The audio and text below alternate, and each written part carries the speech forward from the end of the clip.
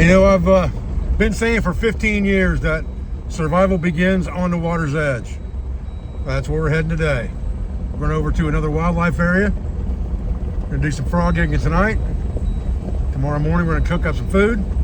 Hopefully we're going to get some frogs to cook and do a frog hunt, process, and cook video. Stay with me.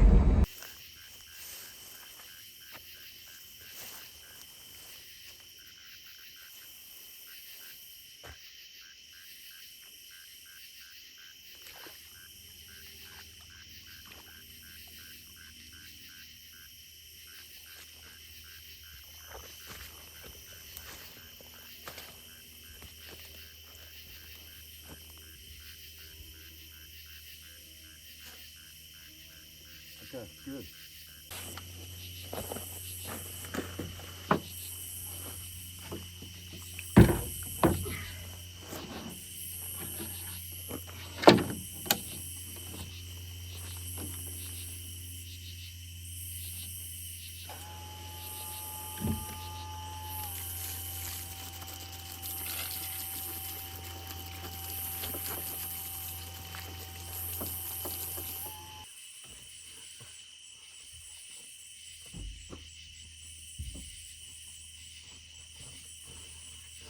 All right, so now time to clean this dude.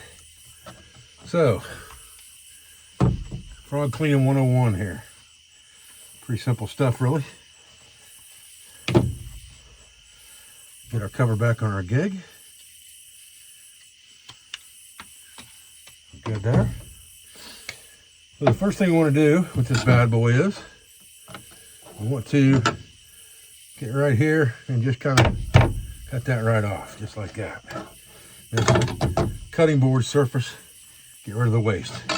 This cutting board surface right here from Mountain Hatch really makes a good job of this. Now you see there's a skin pull right here. And we're going to use that to our advantage. We're going to grab these pliers right here. And we're going to grab that skin and pull it down.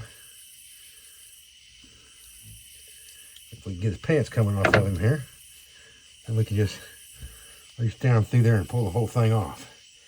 With the bugs are something else tonight, I'll tell you that.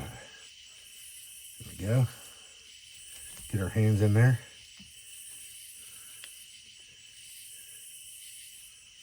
There we go. And doesn't want to come off on you easy, just keep grabbing it. It'll come down. There you go, there's that one. This one here is being a little contrary too. Pull that right off, there we go. All right, there's our skin off. Done deal there. And get rid of the feet right here where they bend. 1, 2. Now, one thing you got to watch with this that we need to look at, I'm going to show you how to get this out. There is a nerve in here. Okay, so let's get a pair of pliers here real quick. Leatherman would do just fine for this as well. We got these, so we'll use these. There's a little nerve in here that we need to take care of. And it's kind of hard to see it because it's white. So you kind of got to peel these legs back to find. There it is right there. You see that little white thing? Looks like a worm right there. We need to grab that and get that dude out of there. So we're just going to grab that with our pliers just like that. And we're going to pull it. You see that? It comes right out of there. What you want is you want to get rid of that, because what that's going to do is when you put that thing in the frying pan, it's going to cause that thing to get all crazy and sucked up on you because it's still got that nerve in its leg. So you need to get both of those nerves out if you can find them. There's the other one right there. Right there. Bend it over and grab a hold of it with the pliers here. There it is right there.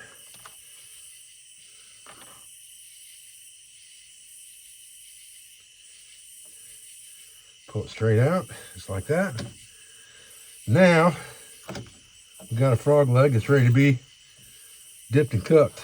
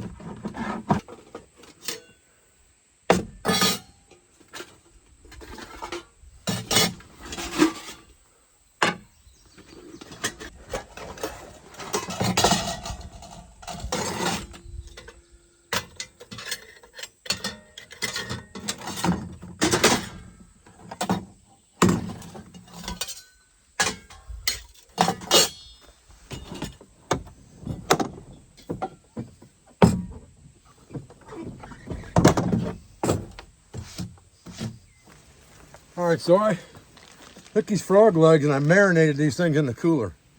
And this marinade is 1 egg, 1/4 cup of milk, and 2 tablespoons of Frank's Red Hot sauce, okay? And I'm gonna left that marinating overnight.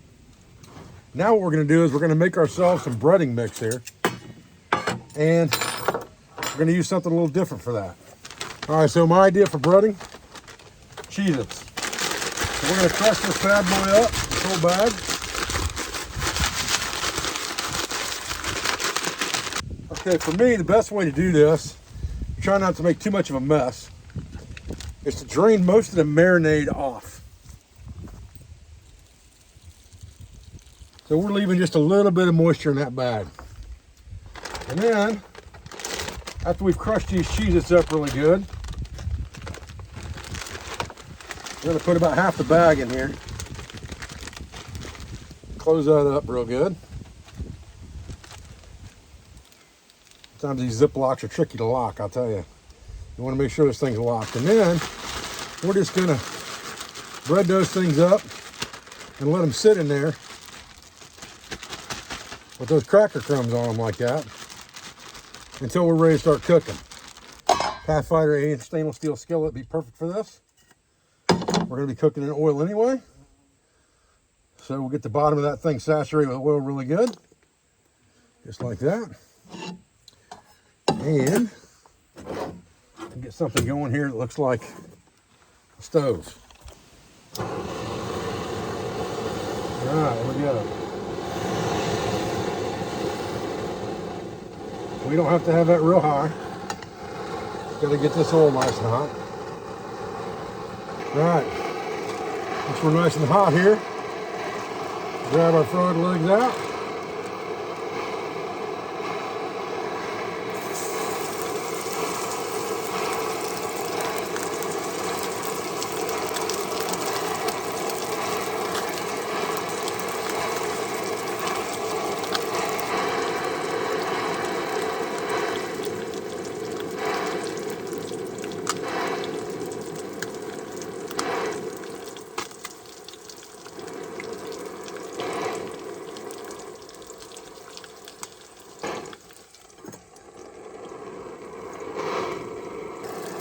We'll tell you, these bad boys don't need long.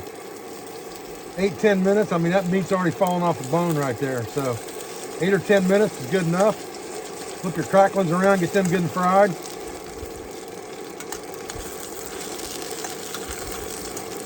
Let that go a few more minutes. Be ready to eat.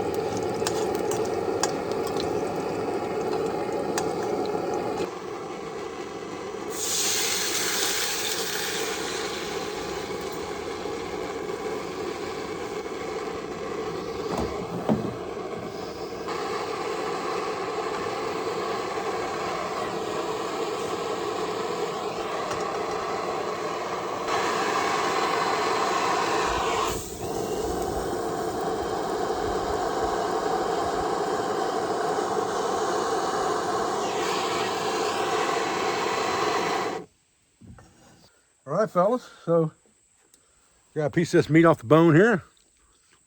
Oh, man. Oh, it just melts in your mouth. Golly. Couple cracklings out there. Oh, man. That's so good. Golly. Oh, yeah. Perfect. I gotta tell you, this frog meat, I want you to look at this. I mean, this stuff is just falling off the bone, peeling off of there. Look at that, man. Like chicken.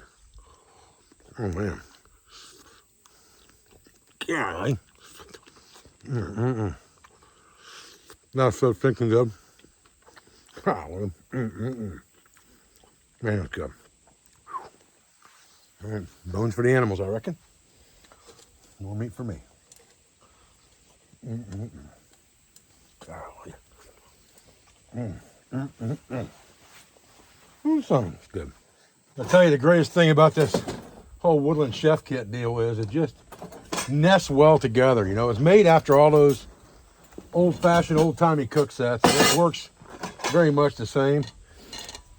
Everything just kind of sits inside this one bag. You got a couple slots down in there to put laundry utensils. But once you get all this other stuff inside, the main 2-quart bush pot kind of holds my contents of all my utensils and oil, seasonings, things like that kind of go in there.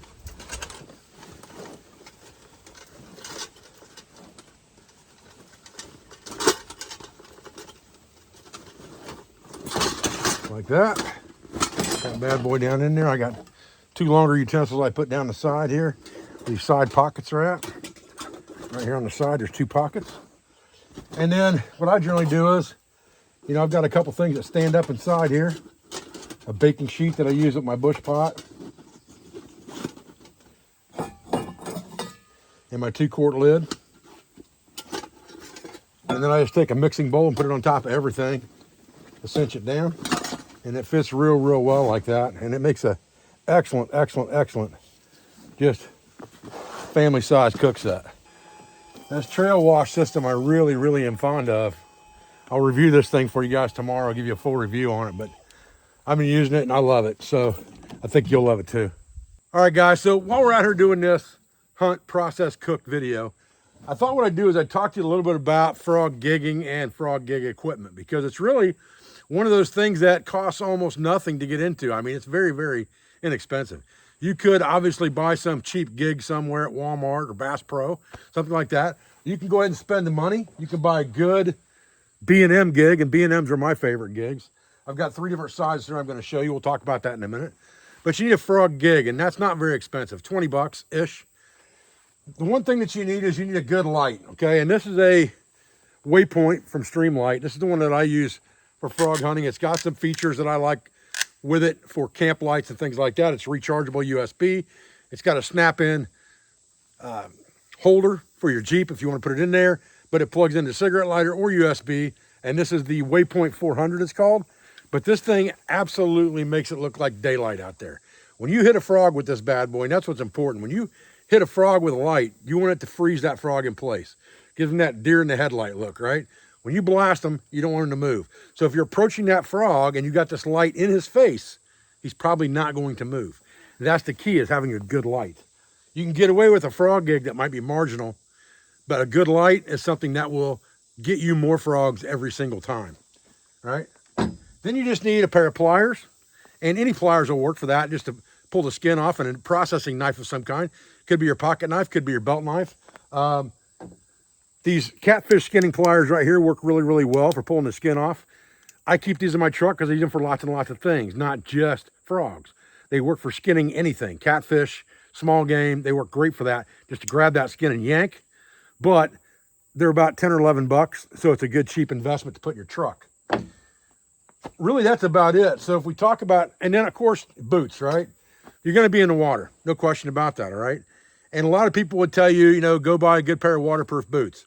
What I would tell you is I would buy waders if you're afraid to get wet, because I have said this a million times. Boots are only as waterproof as they are high. As soon as you take one extra step toward that frog and it goes above your boot, now you're wearing a water bucket. So either go with the waders and get up to your chest where you don't have to worry about it, and you're going to sweat anyway, or just go with something like a pair of Keen sandals, get them wet, squirt them off at the truck, change back into dry shoes and socks and hit the road, or the same thing in camp. You know, if you've got a pair of water type shoes, wear those. Otherwise, just get your shoes and boots and stuff wet and dry them out when you get to camp. That's just as easy as anything else to me, really.